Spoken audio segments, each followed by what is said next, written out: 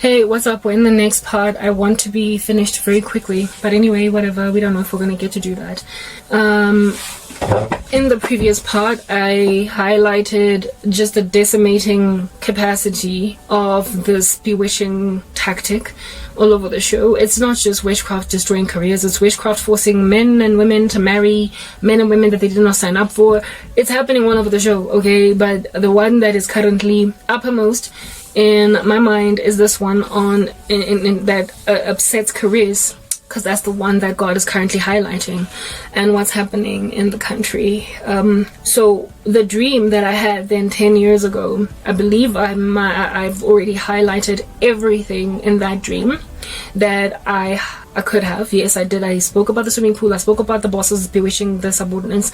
I spoke about the climate of magic. I spoke about the dude shooting down the soaring bird and what that means ultimately. I then got a dream, guys, about 2 or 3 days ago that was very similar to the one that I had at first, but this time around there were so many hard, painful elements because God was showing me the end result, the basically current result, the current state of corporate South Africa and what's happening in because of ignoring prophecy at first and because of starting this trajectory, this trend. Remember in 2011 or in my earlier days, I was among the young that stood to be afflicted by bosses, right? But now at 38, I'm among the bosses, or would be, if at all I had stayed in corporate South Africa, that would be afflicting kids. Struggling very much with jealousy against them because you feel as if though somebody's about to take over your life because now you're obsolete. Okay. You know, guys, loving Jesus, when you come into the kingdom of heaven, this is what happens for you, okay? Let me just evangelize you for a minute. Things like jealousy, because of the passage of time, due to what time does to a human being, get conquered by the understanding, recognition, and fact that this world is not all there is to embrace. And that we're gonna one day live forever, forever young, forever intelligent, forever innovating, forever coming up with new ways to do the day. And we will do this amidst a people that will never die, so we'll never feel pain, and in and of ourselves will never feel pain, and in and of ourselves will never die, So there will be absolutely no reason to feel as if though you have got just 80 years or just 70 years to be the best human being on the earth, that everybody's going to covet, everybody's going to herald, everybody's going to applaud for having done the best thing, so that you can have that for a legacy on the earth. When your legacy is eternal, there is no need for you to compete, because you will have eternity to be the best version of yourself that you possibly can be. You will grow in understanding and knowledge over the ages. Only God is omniscient. So upon dying and receiving incorruptible bodies and an eternal life, we don't have omniscience, meaning we will learn for eternity. And so there is no end. Literally, sky is not even the limit. Eternity is the limit as to what you can achieve. I do believe we will continue to work all throughout eternity. There will not be just this la-di-da, lackadaisical, lazy existence forever. God hates laziness. God's hate just a sedentary lifestyle. Even Adam and Eve were given a job on the earth. Angels have always had a job. God himself has a big job. Do you understand? So everybody's going to be working forever. God did not create people to merely laze around. Rest belongs to us as the kingdom of citizens, but a rested state is not necessarily a sedentary state. You all need to understand that. So eternal rest is not sedentary. It is productivity that is not toilsome and laborious like the woes of this earth. We're going to work forever. Just like Adam and Eve were working. God gave them a job. Name the animals, take care of the earth, look at this land, adore it. You've got dominion over them. That's your job. But when we fell, he said, by the sweat of our brow, that's how life is going to be. So labor is going to be rough. When the earth is all you got, when these 80 years are all you got, when these 70, 60, however long your life be, when that's all you got, you will be savage. You will be savage because you will want to be the best project manager in the room, and if you're not, you're going to knock down the dude that is likely going to defeat you at that exam, and so you are going to kill. You're going to be like Abel, not Abel like Cain. You're going to kill Abel When this earth is all you're looking forward to, you are going to resent that first fine line and that first wrinkle that rocks up. And so when that new 25-year-old intern comes into the office looking fresher than you, when you were once the one that caused all the heads of the men in the building to turn, you're going to hate her just because she's both pretty and smart. And she's also good at what she does. And so you're going to smother her. You're going to put chloroform over her nose so she can't breathe for 5 years. That you might be able to grow by 5 years while she stays stagnant. People have taken away an entire decade of my freaking life. So that's 10 years that they got to become what they want to become in corporate South Africa.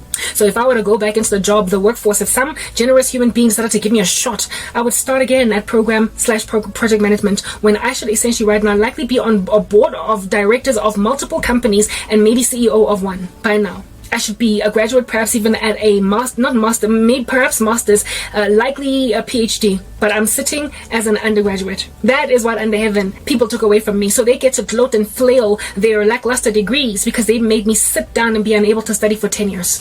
Yeah, you know why? Because all they're looking at is this earth, this fleeting concern, when I've got eternal life. Gather for yourself treasures in heaven where moth and rust do not destroy. That's what God says. Stop building and toiling for this earth, because then you will tend to sin. You're going to hate yourself aging, and the 22-year-old intern in the office is always going to make you uncomfortable if you don't foresee yourself as one day an individual that is going to inherit an eternal youth. That you will never age, that same 22-year-old, if she turns to Jesus just like you will one day be the same age forever. Even though when she started working for your company, you were 50 and she was just starting. You will ever envy and salivate outside of the lives of the up and coming. If you belong to God, you have got therefore access to an eternal library of information. Meaning that your fear and your fretfulness over the youth that has got more understanding than you because they have got the information age at their fingertips, that ain't jack in comparison to an eternity of knowledge with a superior, stellar, excellent, advanced cognitive capabilities because of the incorruptible body that we're going to have. There is no limit to what it is that we're going to be able to do in eternity. We are just going to keep on reaching from height to height to height to height. We're probably going to keep on, the mansion you will inherit initially in heaven, you will likely not be living in year 1088. You will probably be living in another one, or maybe building an extra room. It is this place where all of the innovative power that is inside human beings that God gave us as creative beings, we're going to be able to expand on it. We're going to be able to paint all the paintings we want to paint. So we will be better than Van Gogh, and we will be better than Picasso. If at all you are a dancer, you're just going to go from strength to strength. You're just going to get better and better over time. Practice makes perfect, but since there is no a limitation in heaven, practice won't even make perfect. Practice will just make you innovate brand spanking new ways to be or maintain perfection, because we're going to have perfect bodies. We will keep on learning for eternity, and we will keep on gaining and acquiring without ever aging. The 5-year-old today is one day going to be the exact same age as the 50-year-old today, if they both make heaven. The brand new baby that is still inside the mama womb is one day going to look exactly like Arabo in eternity. That's just the thing about wearing an eternal perspective.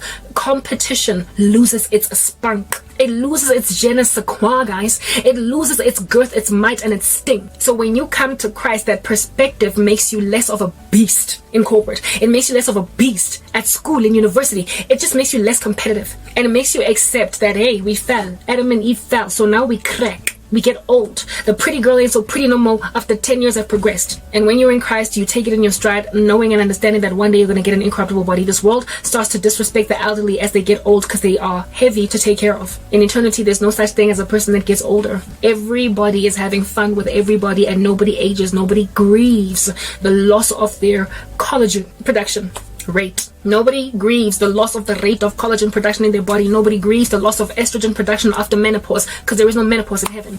When you get that perspective, you stop being a buffoon. Do you understand? You are therefore able to watch the 18-year-old matriculant with the 6 distinctions enter corporate South Africa after getting their degree and gladly help them along as a 50-year-old woman that's headed for retirement. You gladly help them grow, because you understand that if that matriculant turns to Christ with you, one day you will be the exact same age looking anyway in eternity. Goodness gracious, there are people from 1902, people from 1868 that will look exactly like me. Whereas if they had stayed alive all that time and made like Methuselah, they would be so creased, looking like a harmonica, barely recognizable from their days of youth, looking at me on some, oh, Garabaha, I wish I had your skin. That those same people are going to look exactly like me in eternity one day. Get that? So what has happened to corporate South Africa right now is a lack of that understanding. Feeling as if though I'm getting old, I'm getting worn out, get swapogile, ngare ke bogate black, etsenswe ka fa hara bleach. You feel as if though I'm ancient now. Hey, when I was still in corporate, I was among the covetable age groups. I was in my 20s and I was doing well. Well, I'm in my late 30s now, and I could only imagine what my peers are doing to kids coming in. I could only imagine. All my friends from high school put witchcraft. Not even one of them, spared me. They are now that age where my boss was at when she decided that this 25-year-old ain't gonna get nowhere. They're watching interns fly like birds and they're shooting them down. They are the new my former boss. They are the beastly, menacing, occult practitioners inside corporate that are destroying the lives of kids, and they are refusing to let them grow because they don't have an eternal mindset. My dream was showing me all that, and what also ultimately happens to the middle-aged when they start to feel obsolete, when they start to feel as if they're getting overwhelmed and taken over by the youth. This dream was so disturbing, guys, that I told you guys that it was in a little bit of a raccoon city. It was a fenced-in area, and what that fencing in represents is God showing me basically an experimentation hub on a global scale in a country where they want to try and see if they cannot create a surveilled state out of dangling the carrot of belonging to corporate, insofar as you will abide by the rules. When I was starting out in my career, there was not so much social media and ability to surveil everybody, and there also was not a persistence on you holding to one particular rhetoric. Everybody could just be who they want to be. You could have a private life that was considered kind of taboo and still get promoted with nobody judging you for it. Now, if at all you're not a yes ma'am, yes sir type person, you can forget about growing in corporate. They're doing it. You see what's happening on YouTube. I be out here in these streets thinking that as metaphorically, I'm sort of kind of like an employee for YouTube, because I'm trying to earn revenue that way. I'm trying to become an online entrepreneur. So YouTube is my boss, but my boss ain't trying to help me grow. My boss ain't trying to let me get that promotion. My boss ain't trying to even pay me, because right now all I am is an intern. All I am is a volunteer. According to my boss, I'm a volunteer. But hey, I'm the kind of volunteer that hopes one day to, get hired permanently in the company and paid a salary so I can, get medical aid and stuff. And my boss is like, I won't let you do that. I mean, you can volunteer in my company as much as you want. Create a massive library for me. Get me what you want. But until you agree to do exactly what I want you to do and say what I want you to say and do the career that I want you to do, I'm not going to pay you. So you're going to stay a volunteer. So everybody that is busy creating content on YouTube that's getting nowhere because the but because the powers that be are shadow banning them, they're stopping them, they're blocking them. They're just volunteers in a company that they're working for free, scot-free. And this company has got the veto power to decide that they're going to start paying you a salary, hire you. Then you gotta reach the 1,000 subscriber mark, and you also gotta get those 4,000 watch hours. And YouTube can make a decision to not even let you get those 4,000 watch hours and that 1,000 subscriber mark. They can make a decision to refuse to let you get there, which is what they've done with me. Or if you get there, they can make a decision to stop paying you despite being there. They can demonetize you. Or despite getting there, they can also make a decision to just fire you by deplatforming you altogether.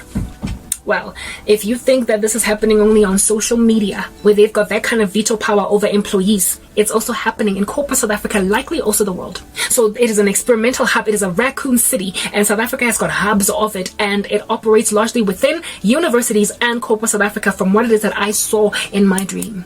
You do not get to be part of the system. It's literally the building blocks of the mark of the beast. You can't buy or sell. You can't do anything unless you agree with our rhetoric. So for now, before the mark of the beast becomes an actual chip in the brain, it is just an ideology. If you don't subscribe to it, you can forget about eating some bread, girl. You can forget about monetizing any of your platforms. We will keep you stranded at just under 1,000 subscribers, at just under 4,000 watch hours, and you will just continue to just produce all this work, and get nowhere. Why? Because you're not standing with our ideology. That was my dream. I'm gonna unpack it for you just now.